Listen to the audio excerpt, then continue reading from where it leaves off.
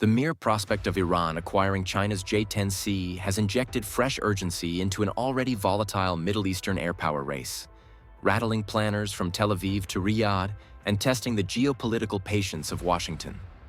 For decades, the Islamic Republic of Iran Air Force has struggled under a suffocating blanket of Western arms embargoes, limping along with an eclectic fleet of Cold War relics including the venerable F-14 Tomcat, F-4 Phantom II, and F-5 Tiger II, a testament to the Shah's pre-revolution ties with the United States.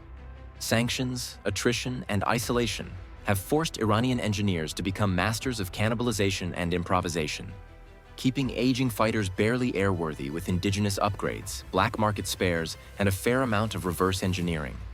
But in the era of networked warfare, advanced ESA radars, and beyond visual range missile duels, Tehran's archaic air fleet is simply no match for the cutting-edge fifth-generation F-35I Adir stealth fighters flown by the Israeli Air Force or the Gulf Cooperation Council's modern squadrons of F-15SA, Rafale, Typhoon, and F-16 Block 70 jets. Against this backdrop, the Chengdu J-10C emerges as an alluring stopgap, a 4.5-generation fighter designed to deliver high-end capabilities at a fraction of the cost and political baggage tied to Western procurement. Sources close to the IRIAF leadership suggest that talks over the J-10C have advanced quietly under the umbrella of Iran's 25-year strategic partnership agreement with China, inked in 2021, a sweeping pact covering energy, infrastructure, and, crucially, defense cooperation. For Beijing, any sale of J-10Cs to Tehran would signal a bold step in defying the US-led arms embargo architecture, further cementing China's status as a rising heavyweight arms exporter willing to challenge Western hegemony in one of the world's most contested regions. From a tactical perspective, the J-10C represents a significant leap for the IRIAF.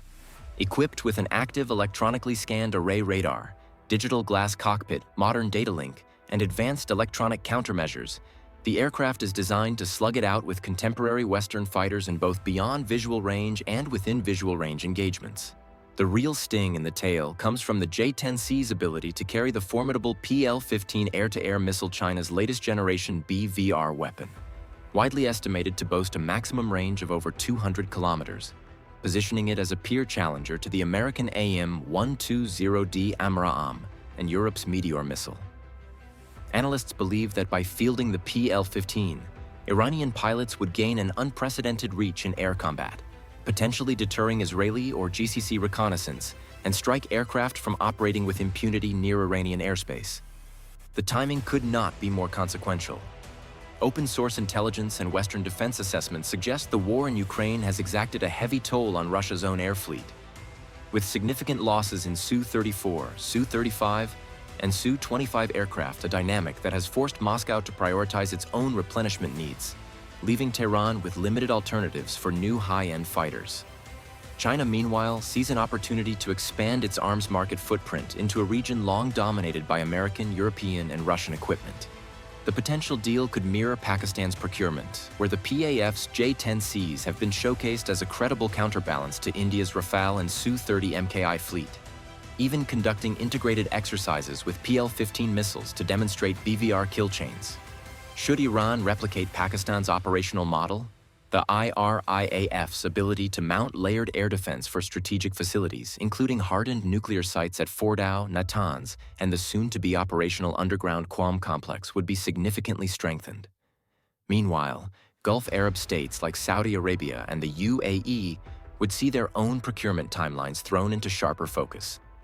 Already investing heavily in F-15SA, Typhoon, Rafale, and a possible future tranche of F-35s, Riyadh and Abu Dhabi would likely push to acquire additional BVR missile stocks such as the Meteor and AIM-120D, plus advanced electronic warfare pods, to ensure that Iran's incremental gains don't translate into a broader strategic shift.